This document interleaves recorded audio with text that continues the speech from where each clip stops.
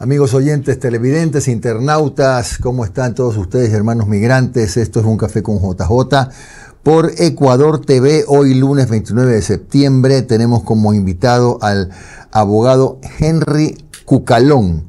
El abogado Cucalón fue candidato a la presidencia de la República, fue ministro de Gobierno, fue 2 veces asambleísta y es catedrático universitario también de larga data. Le damos la bienvenida, Henry. Gracias por acompañarnos. Gracias, Jimmy. Buenas noches. Un saludo a todos los seguidores televidentes. Bien, vamos a dividir en 2 bloques este programa, porque en el primero me gustaría abordar sobre la base de la experiencia que tuvo Henry Cucalón como ministro de Gobierno. Lo que está pasando hoy día con el paro que está matizado y muy fuertemente de violencia, ¿es un paro normal? ¿Estamos viviendo lo mismo que hace unos cuantos años ahora, aunque concentrado fundamentalmente en Imbabura? Insistiendo que protestar es una garantía democrática, es un derecho. Anarquizar, caotizar y paralizar, no. Ese es un delito. Y en esa diferencia se reduce todo. Creo que el país no es el mismo del año 19 y del año 22.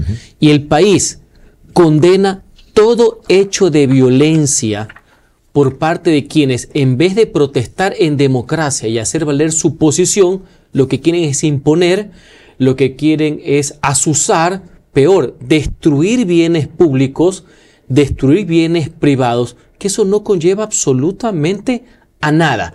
Así que considero que hoy el gobierno tiene un escenario mucho más proclive a poder ejercer una decisión que a todas luces para mí es correcta. ¿Sabes qué se puede dialogar? ¿Dónde van las compensaciones? Sí. El tema. Eso es posible. Eso es posible, mejorarlas, negociarlas, me parece bien. Pero querer no protestar con reclamos a través de dirigentes, que su voz sea escuchada, que lo tienen como todos los ecuatorianos, sino volver a la cantaleta de querer destruir, paralizar, dejar sin agua a las ciudades para imponer una visión que a todas luces es retrógrada y que no favorece a las grandes mayorías ni a los pobres, no beneficia a los ecuatorianos. Claro. Henry, ¿crees que este paro violento, sí, en Imbabura, tiene algunos elementos exógenos que están interviniendo? Porque es convocado por la CONAIE, pero ¿crees que hay, como se ha dicho, posiblemente dinero de la minería ilegal, apoyo por debajo del escritorio de partidos políticos? A este tipo de movilizaciones siempre se juntan infiltrados, infiltrados que lo único que le interesan es el caos. Todavía no he visto, y ojalá que no se dé, que agrupaciones políticas en sí, y gracias a Dios el presidente tiene mayoría en el Congreso, quieran, aprovechando esta chispa que comienza con una protesta normal y termina en paros violentos y vandalismo, querer azuzar para querer hacer derrocamientos, golpes como se intentó hacer en el 19 y el 22. No es el mismo gobierno, no son las mismas circunstancias, hay una clara madurez también política y cívica de personas que podemos no estar en la línea del gobierno en muchas cosas, pero en esto creemos que el imperio de la ley y el orden debe prevalecer y el interés general. Eso me parece que también es positivo, por así decir. Asimismo, no sé si te has dado cuenta, el rol de algunas autoridades locales y provinciales sí. No son las mismas que en el 19 y que en el 22. Que bueno, no sé si es por respeto a la ley, por miedo, por lo que sea, pero no es lo mismo. Entonces, no hay ese factor adicional politiquero golpista. Pero que en este tipo de manifestaciones se infiltran gente para hacer actos delincuenciales, no tengo la menor duda, y así se está denunciando. ¿Crees que hay posiblemente financiamiento de alguna manera de la minería ilegal que en Imbabura, en Buenos Aires, pues genera millones de dólares? Que haya financiamiento, no solamente para esta protesta, para cualquier cosa, para privilegiar el status quo y que se reversa la medida, creo que estoy seguro que existe y va a seguir existiendo. En algún momento, estas personas, narcotráfico incluido, hasta financiaban temas en el mismo Congreso y Asamblea de la República. Y eso se reveló ¿en qué? En metástasis, por si acaso, ¿no? Claro. Porque necesitan un ejecutivo débil, pues, Por algo se llaman crimen organizado, porque necesitan un Estado desorganizado. Todas las crisis políticas conllevan a debilidad del sistema y eso no nos conviene. Nos conviene un Estado fuerte donde impere el orden a favor de las grandes mayorías. Y obviamente no podemos tolerar, pese a que exista una diferencia, no podemos tolerar que la anarquía impere. Porque hay anarquía, ya sea por motivos ilegítimos, por motivos atrasapueblos, como yo le llamo, y también por motivos criminales, pues, porque ellos medran del caos. Claro. Henry, si te hubiera tocado a ti enfrentar este tema de las movilizaciones, ¿habrías obrado de igual forma? Mire, hoy, al año 25, ya hay un antecedente con el tema de los subsidios de los combustibles. Hay personas que dicen que esto se tomó un momento u otro. No. Esto ha venido siendo progresivo. Comenzó el Lenín Moreno eliminando el subsidio a la gasolina súper. No pudo avanzar, hubo un retroceso. Lasso hizo lo mismo. Tuvo que retroceder, se avanzó mucho en el tema de la gasolina extra. El presidente Noboa, el año pasado, en agosto, hace exactamente un año, terminó de eliminar el subsidio de la gasolina extra. Reitero, hay un mayor nivel de concientización de que este tipo de subsidios y el del diésel era el mayor despropósito que existía, donde no favorece a los pobres. Entonces no me vengan a decir que es la noche a la mañana. Yo lo hubiera tomado tanto así, Jimmy, que yo en la campaña dije públicamente que iba a eliminar el subsidio al diésel. Sí, ¿dónde está la diferencia? Que el presidente no lo dijo, entonces quieren encontrarle. Gobernar es complejo, ¿eh? Claro. No es fácil, ¿eh? Comprendo que a veces hay que ganar los votos, que hay una contradicción. Más allá que lo escuché el presidente la semana pasada decir que no lo hizo antes por un tema de la inflación, más allá que la inflación siempre ha estado controlada, no hay ningún problema. Pero que yo hubiera tomado la misma decisión, aprovechando que hoy hay mayor conocimiento del tema, hay mayor pedagogía, si se cabe la palabra, de que esos recursos en un gran segmento iban a quienes sí tienen, personas con recursos. Y en otro segmento, porque no los quiero comparar, actividades ilícitas, minería ilegal, contrabando, básicamente fronterizo, como no puede ser de otra manera, narcotráfico. Claro que sí. Entonces había que tomar estas medidas. Comunicacionalmente creo que lo han hecho. Se puede siempre mejorar, no hay nada perfecto. Lo han hecho bien porque el nivel de anuncio de la compensación fue inmediato. Y aquí hay que insistir algo. La transportación pública siempre deberá tener subsidio. En todas partes del mundo, la transportación pública, no la comercial, no la de los fletes necesariamente, la pública siempre tiene subsidio. Y esa es una política pública. Sobre eso podemos conversar, cuál es la manera más efectiva que le llegue. Claro. Todo ese tema es el debatible. Pero la decisión que tomó el presidente es una decisión de Estado, que si yo fuera presidente y lo fuera a reemplazar, la mantendría. Porque es una política de estabilidad, por poner un ejemplo. Claro.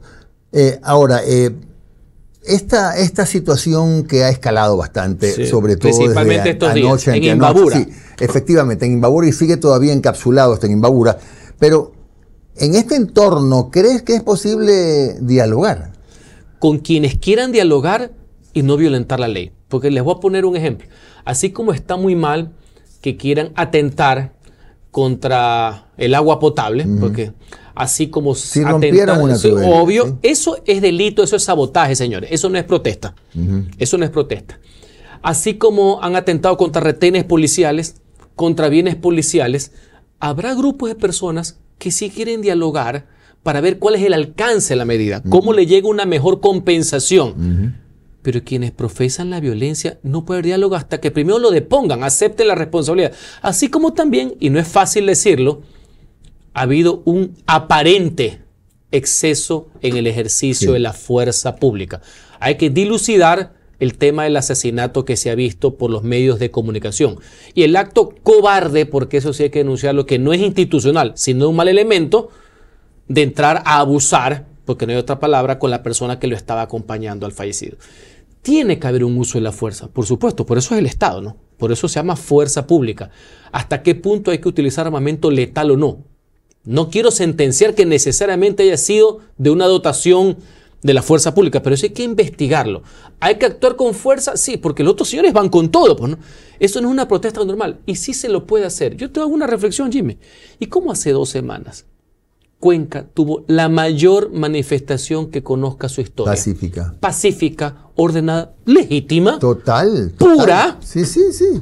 con una causa. La causa suma hasta los que no piensan igual en Pero materia no hubo política. un solo incidente. No solamente eso, no hubo un solo vidrio roto. Claro. Entonces sí se puede. Es más, no solamente la Constitución, la ley, los tratados garantizan la protesta. Y la protesta siempre tiene ciertas dosis de temas novedosos. En cualquier capital del mundo, tú vas a Washington, afuera de la Casa Blanca hay protestas. Claro. De los artistas. Sí, sí. Pero a nadie se le ocurre, pues. No, violencia. Pero Violencia, justamente esto me trae a recordar una de las preguntas que te quería hacer, Henry. Fíjate que ahí, por ejemplo, en Cuenca, los ciudadanos con sus autoridades aplicaron adecuadamente el derecho a la resistencia.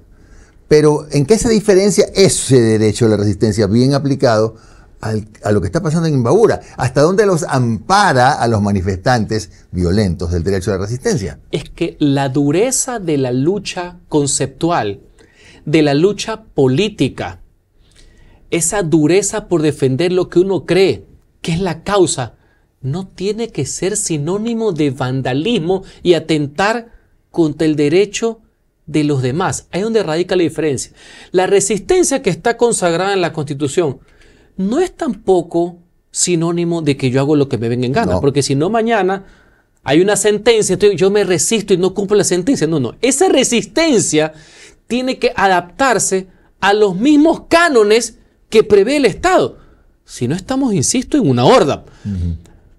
Nadie cumple nada, ninguna autoridad cumple nada, un ciudadano, me paso a luz roja, digo, estoy en resistencia. Claro. Discúlpame el ejemplo burdo. No llegamos absolutamente a nada. Esa resistencia, que es el principio por el cual creo que hay un abuso, debe ser instrumentado a través del mismo derecho, pues, a través de las normas de convivencia. Si no, el relajo es lo que va a imperar. Pero el ejemplo de Cuenca y muchos que han existido en Guayaquil, durante ¿cuántas veces no hubieron marchas cívicas encabezadas por líderes municipales y no se rompió absolutamente nada en la ciudad? Y se le dijo cosas duras al gobierno de turno. Nadie puede ejercer la resistencia a patadas, en otras palabras. Exactamente. Ese es el principio para no entrar en leguleyada, por así decir. Bien, vamos a hacer una pausa, Henry. Regresamos con el abogado Henry Cucalón, nuestro invitado, ex candidato a la presidencia de la República, ex asambleísta, catedrático universitario, y hablaremos en el segundo bloque de un tema que de suyo es muy interesante.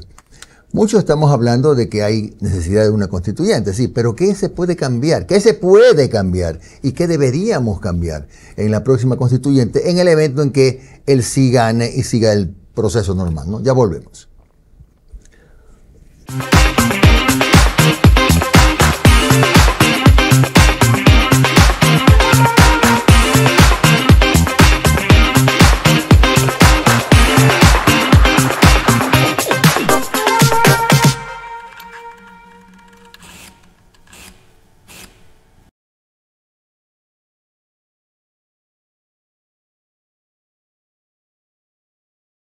De regreso con el abogado Henry Cucalón, él es nuestro invitado y que estamos conversando en este bloque. Vamos a comenzar en este bloque con el ex candidato a la presidencia de la República de la Asamblea Constituyente.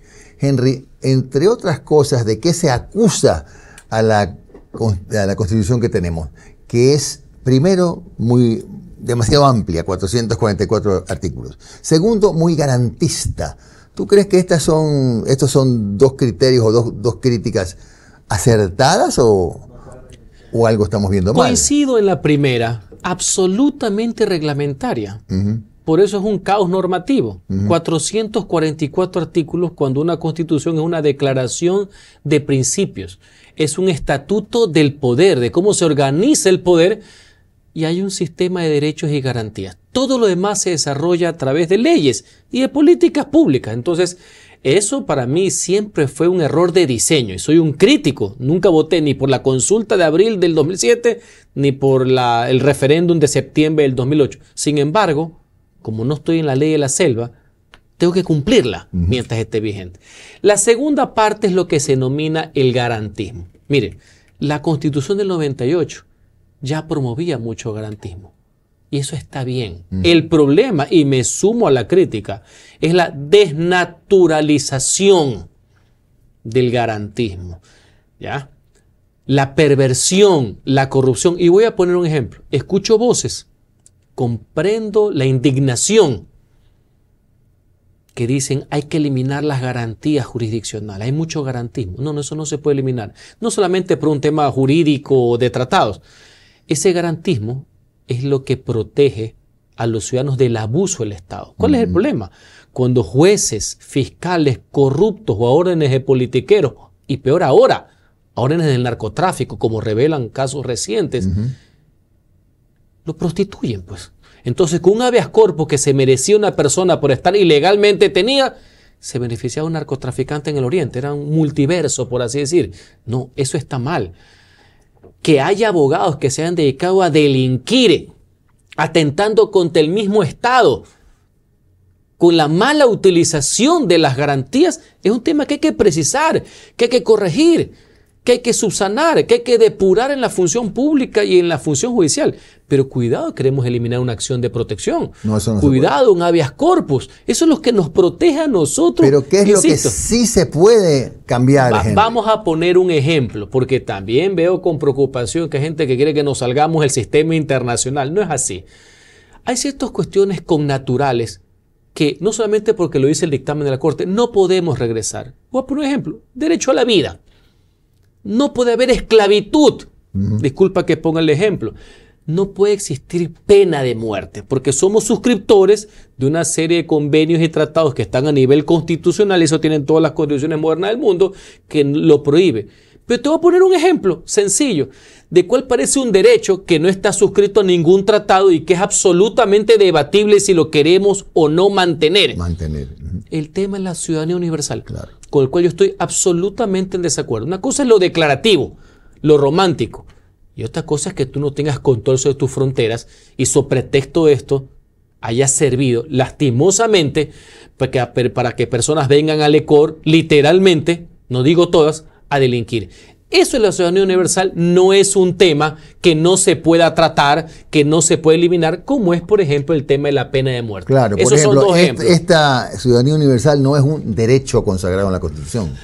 No, está en la Constitución. Está como garantía. Sí, está como un derecho. La diferencia es que no es uno de esos derechos que están consagrados a nivel de suscripción de tratados internacionales. Correcto. Que esos son los que el dictamen de la Corte y la obligación que tenemos como Estado no podemos mover. Recuerden que los derechos son progresivos, no regresivos. Está de más decir que ya la Constitución del año 98, que fue muy de avanzada, por una lógica, pese a que entre comillas fue aprobada por la derecha, toda constitución nueva, Chimi, es de avanzada, porque no lo puedes comparar con constituciones hace varias décadas, porque no es lo mismo los derechos que vinieron con la posguerra, los derechos civiles, la lucha que existió en Estados Unidos por la igualdad sin importar tu color de piel. Todo eso está en el año 98. Claro. La única diferencia con el 2008 es que está redactada con más comas, si se cabe la palabra. Lo que eran derechos civiles le llamaron derechos de libertad, pero el principio es el mismo. ¿Dónde está el problema? Que Montecristi hizo un listado de deseos que llega hasta 99. Con una carta a Papá Noel guardando las distancias. Ese es el ejemplo que ponen los profesores de Derecho Constitucional extranjero. Una carta a Papá Noel, es un buen ejemplo que has puesto. Eso es lo que hay que revisar, pero no los derechos en el buen sentido de la palabra connaturales a la persona, ¿no? Claro, o sea, no caer en esto de la regresión de derechos no puede existir. De los que estás hablando. No puede existir. La verdadera falla estructural, más allá de mucha lírica innecesaria, los primeros artículos de Montecristi son desastrosos. Por tratar de contentar a todos haces una ensalada rusa, por así decir. Todo eso, ¿ves? Claro. Es la parte de la estructura del Estado, lo que es la mitad hacia adelante, lo que se llama la parte orgánica. Eso es un desastre. Claro. Ahora, por ejemplo, ya que tocaste el tema, consejos de participación, ¿debe mantenerse? Eliminarse. Y debe pasar esa función, Jimmy, como existe en todas partes del mundo, a las asambleas nacionales, congresos, cámaras, senados, todos son sinónimos. ¿Ya? Eso debe ser eliminado, eso es un adefesio, eso no tiene razón de ser, es un experimento fallido. La función de transparencia. La función de transparencia incluye el Consejo de Participación. La función de transparencia es el Consejo, son las superintendencias, es la Contraloría, es la Procuraduría. Engloba más. Yo también cambiaría. Son 3 funciones del Estado históricamente.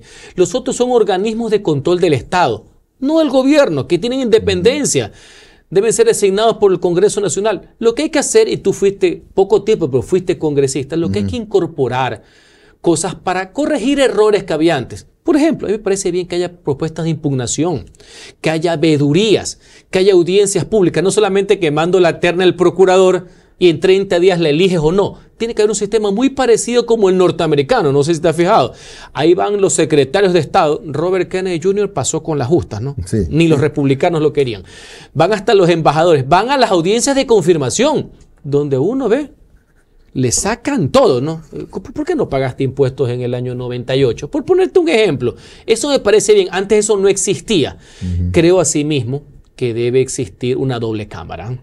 Claro, debe senadores, ¿no? Un nuevo órgano legislativo. No se debe resumir, como he escuchado a un diputado oficialista, que hay que cambiarle el nombre al Congreso. A mí también me gusta el nombre al Congreso, pero no me van a decir que ese va a ser el cambio, ¿no? No.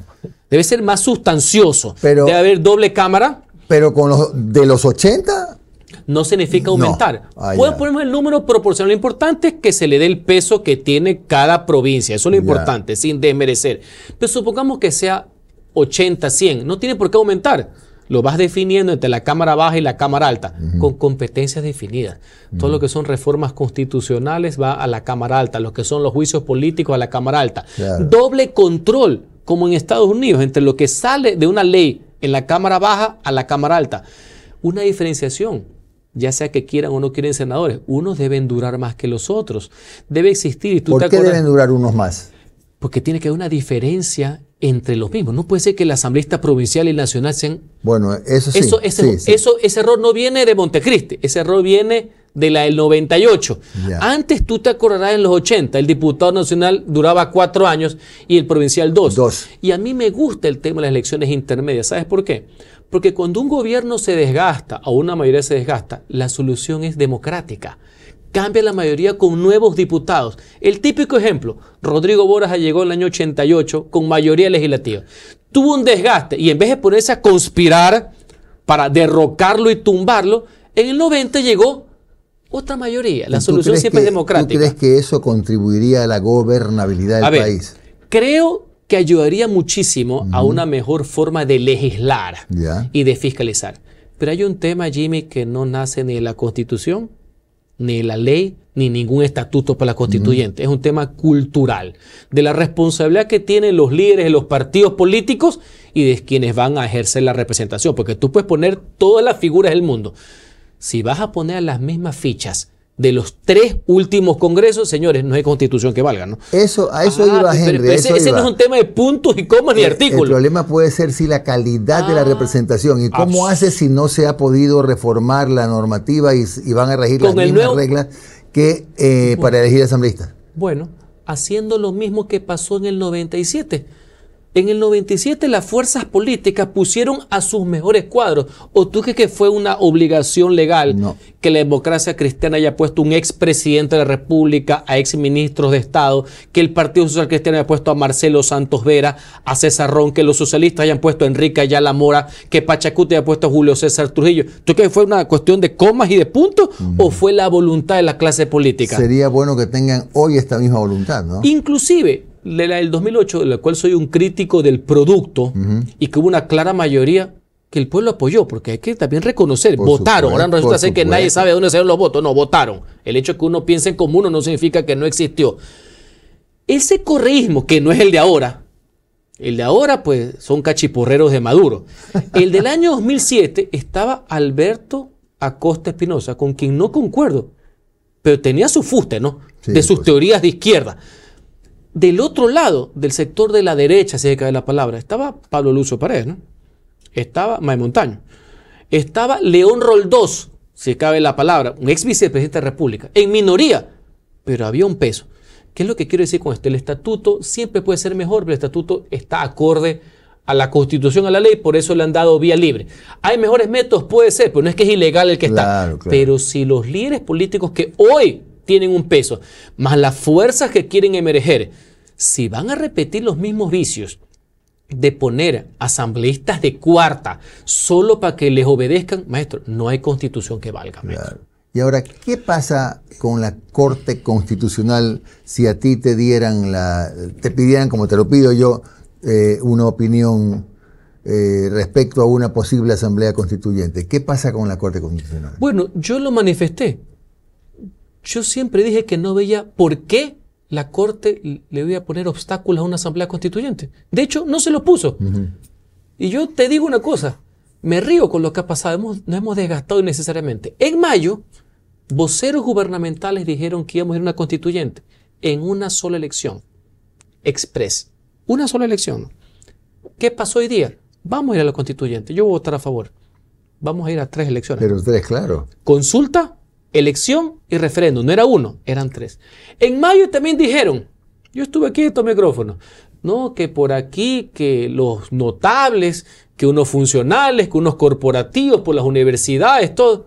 Hoy todos van a ser elegidos popularmente. ¿Sí?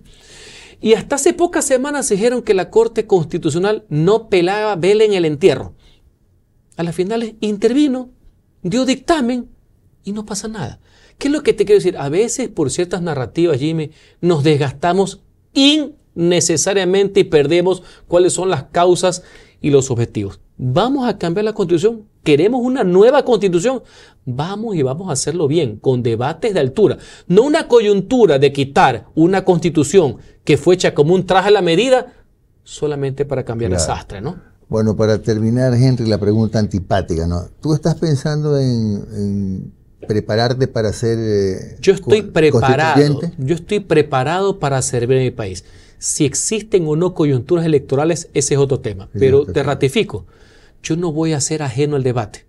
Candidato o no candidato. Claro. Como ciudadano, aquí, a través de los medios, tengo que defender, tengo que apoyar. Hay tesis, luchas, muchos capítulos y artículos que los hemos peleado durante muchísimos años. El tema de la autonomía, el tema del régimen tributario, el tema de la organización del Consejo de la Judicatura, la independencia de la Fiscalía, muchos temas que fueron parte hasta de un plan de gobierno, de mis luchas defendiendo los municipios en la legislatura. Entonces yo tengo que entrar a debatir, no quiero solamente a pelear.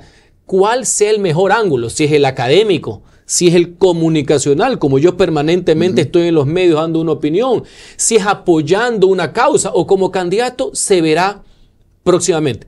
Pero que tengo como ciudadano que participar, lo tengo que hacer, sin duda alguna. Es una obligación moral. Gracias al abogado Henry Cucalón, ex candidato a la presidencia de la República, ex asambleísta también, catedrático universitario, fue ministro de gobierno en el periodo del señor Lasso, don Guillermo Lasso.